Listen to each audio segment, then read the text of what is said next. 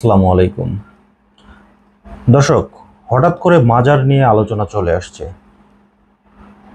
গতকাল কিন্তু সিলেটে শাহ পরাণের মাজারে সমাবেশ হয়েছিল গান বাজনা বন্ধকে কেন্দ্র করে। আবার কয়েকদিন আগেও কিন্তু দেওয়ানবাগের মাজার নিয়েও একটা প্রশ্ন উঠেছে, দেওয়ানবাগের মাজারে হামলা হয়েছিল, এটা নিয়েও কিন্তু একটা নিউজ আমরা দেখেছি।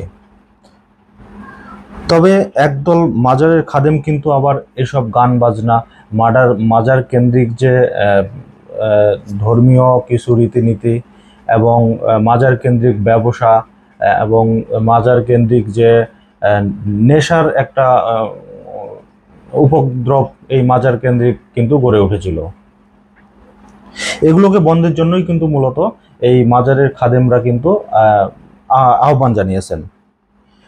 এবং হঠাৎ করেই কেন এইসব মাজারে হামলা হচ্ছে, কে করতেছে, এটা কিন্তু জনমনে প্রশ্ন থেকেই যায়। এই ক্ষেত্রে কিন্তু পুলিশ প্রশাসনেরও কিন্তু ভূমিকা কিন্তু খুব একটা লক্ষ্য করা যাচ্ছে না। আসলে ওনারা কি করতেছেন, এই ব্যাপারে কি পদক্ষেপ নিচ্ছেন, এটাও কিন্তু আমরা কেউ জানতেছি না। তবে আজকে হঠাৎ করেই একটা নিউজ চোখে আসলো, এটা হচ্ছে গুলিস্তানে গোলাপ শাহর মাজার, যেটাকে ভাঙার ঘোষণা দিয়েছেন 11ই সেপ্টেম্বর। নাগরিক টেলিভিশনের নিউজে বলা হয়েছে, আগামী 11ই সেপ্টেম্বর ঢাকার গুলিস্তানে অবস্থিত গোলাপ শাহর মাজার ভাঙতে সোশ্যাল মিডিয়া গোলাপ শাহ মাজার ভাঙা কর্মসূচি শীর্ষক এক ইভেন্ট খোলা হয়েছে। হাজার হাজার মানুষ এই ইভেন্টে কিন্তু অংশগ্রহণও করেছেন।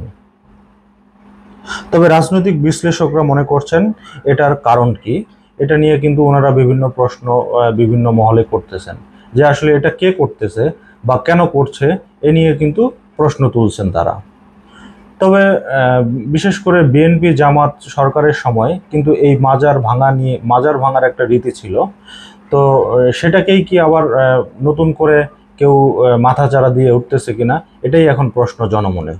এর মধ্যেই কিন্তু বেশ কিছু মাজারেই কিন্তু অগ্নিসংযোগ করা হয়েছে, কিছু মানুষকে মারধরও করা হয়েছে, হয়তো আপনারা এই নিউজটা দেখেছেন। বাংলাদেশে শত শত বছর ধরে বিশ্বের অন্য অনেক মুসলিম দেশের মতোই সুফি ধর্মীয় প্রচারকদের কবর কেন্দ্রিক মাজার গড়ে ওঠা ধর্মীয় সংস্কৃতি আছে। সেখানে অনেকে মনোকামনা পূরণের উদ্দেশ্যে মানত করে থাকেন, যদিও ইসলাম এটাতে সম্মত নয়। তা নিয়ে বিভিন্ন আলেমদের মধ্যে রয়েছে ভিন্ন মত।